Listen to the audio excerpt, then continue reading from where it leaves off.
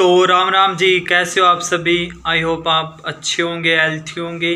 तो आज की वीडियो रिलेटेड है रीड अलाउड पीटी है, जो कि फर्स्ट सेशन है स्पीकिंग का रीड अलाउड, जिसमें 5 मार्क्स प्रोनाउंसिएशन के, 5 मार्क्स ओरल फ्लुएंसी के और 5 मार्क्स कंटेंट के होते हैं।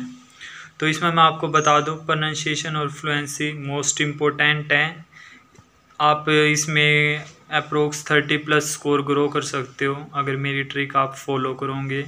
एक तो देखो, आपके जो अननेसेसरी पोजेज है ना, वो नहीं होने चाहिए बिल्कुल भी।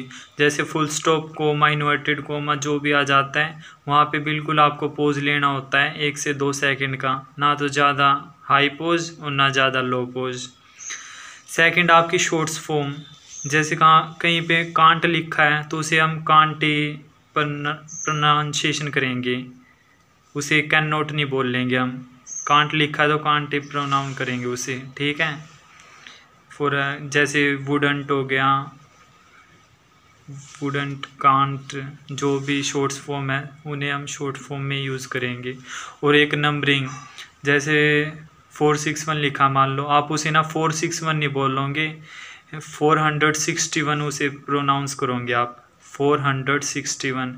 ये बहुत सारे बच्चे वहाँ पे मिस्टेक करते हैं जल्दबाजी में, लेकिन ऐसा बिल्कुल नहीं करना है।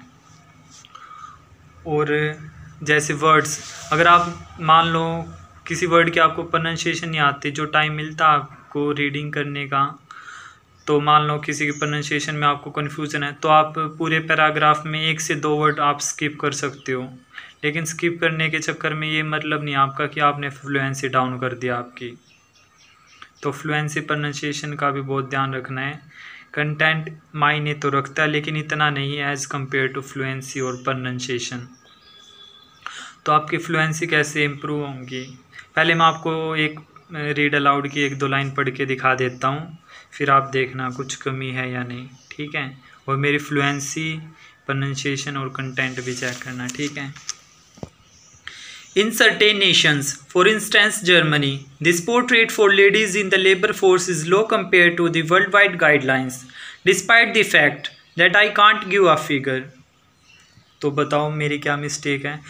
आपने ना ज़्यादा मतलब स्पीड भी नहीं रखनी, नॉर्मल सी स्पीड रखनी है।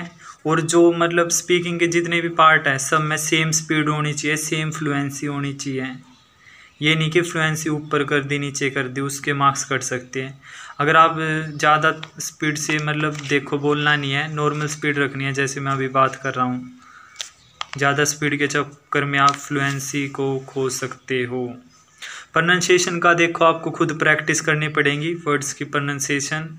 आप जितनी प्रैक्टिस करोगे उतना इम्प्रूवमेंट होगा। किसी वर्ड की प्रोनाउंसिएशन नहीं आती तो आप गूगल पे चेक करके उसे देख सकते हो। और बात करें फ्लुएंसी की, बहुत सारे बच्चे स्पीड के चक्कर में फ्लुएंसी खोते हैं, तो ये बिल्कुल नहीं करना। आपको नॉर्मल स्पीड रखनी है, ना ज़्यादा। और बहुत से ऐसे करते हैं कि स्टार्टिंग में तेज फिर डाउन हो जाते हैं, जैसे in certain Nations for instance Germany the sport rate for ladies, ऐसे बिल्कुल नहीं करना, आपको सेम स्पीड रखनी है। In certain Nations for instance Germany the sport rate for ladies in the labour force, ऐसे। तो फ्लुएंसी का आपको बहुत ध्यान रखना है। और बताया मैंने जैसे कि 1-2 वर्ड आप स्किप कर सकते हो, उसका ज़्यादा इफ़ेक्ट नहीं होगा आपके ऊपर। तो रीड अलाउड में आप ये ट्रिक यूज़ करके देखो, और तो मेरे ख्याल से नहीं है। तो मेन आप फ्लुएंसी पे ध्यान रखना, पूरी स्पीकिंग में सेम रखनी है आपको फ्लुएंसी, चाहे वो रिपीट सेंटेंस हो, रीड अलाउड हो, डिस्क्राइब इमेज हो, या फिर रीटेल हो, या फिर शॉर्ट क्वेश्चन, एनीथिंग जो भी, आपकी सेम स्पीड होनी चाहिए सब में, नॉर्मल स्पीड, ना ज़्यादा। बिल्कुल एक फ़्लो में बोलना आपको, फ़्लो में, जैसे मैंने बोल के दिखाया ना, बिल्कुल ऐसे फ़्लो में बोल लोगे तो मैं गारंटी लेता हूँ 101% आपका स्कोर ग्रो करेगा। और ये होगा सिर्फ प्रैक्टिस से, डेली के कम से कम। अगर आप बिल्कुल ही वीक हो तो आपको कम से कम 40 से 50 तो रीड अलाउड डेली के पढ़ने चाहिए। अगर आपकी फिर भी पहले से ठीक है तो आपके लिए 20-30 रीड अलाउड बहुत है। मैं मजाक नहीं कर रहा, सीरियस कह रहा हूँ। प्रैक्टिस करोगे जितना उतना बेटर स्कोर आएगा। मेरा खुद देख लो, 1.5 महीने में 7 स्कोर अचीव किया मैंने। हालांकि मैं प्रैक्टिस ज़्यादा नहीं करता था, लेकिन फिर भी अकॉर्डिंग टू प्रैक्टिस अच्छा स्कोर आ गया। तो आप ज़रूर फ्लुएंसी की इन ट्रिक्स को अपना के देखना, जो भी मैंने बताया है इन चीज़ों को फॉलो करना, आपका स्कोर 100% ग्रो करेगा। लेकिन एक बात याद रखना, स्पीड बिल्कुल सेम होनी चाहिए। ये नहीं कि स्टार्टिंग में तेज़ स्पीड कर दी और खुद भी पता लग जाता है कैसी, आप प्रैक्टिस के दौरान खुद पता लग जाता है कि स्पीड कैसी आपकी ऊपर तेज़ हो रही है या नहीं। तो आपको ज़्यादा ध्यान देना है, ठीक है। इससे आप रीड अलाउड में 13+ स्कोर आराम से ग्रो कर लोगे।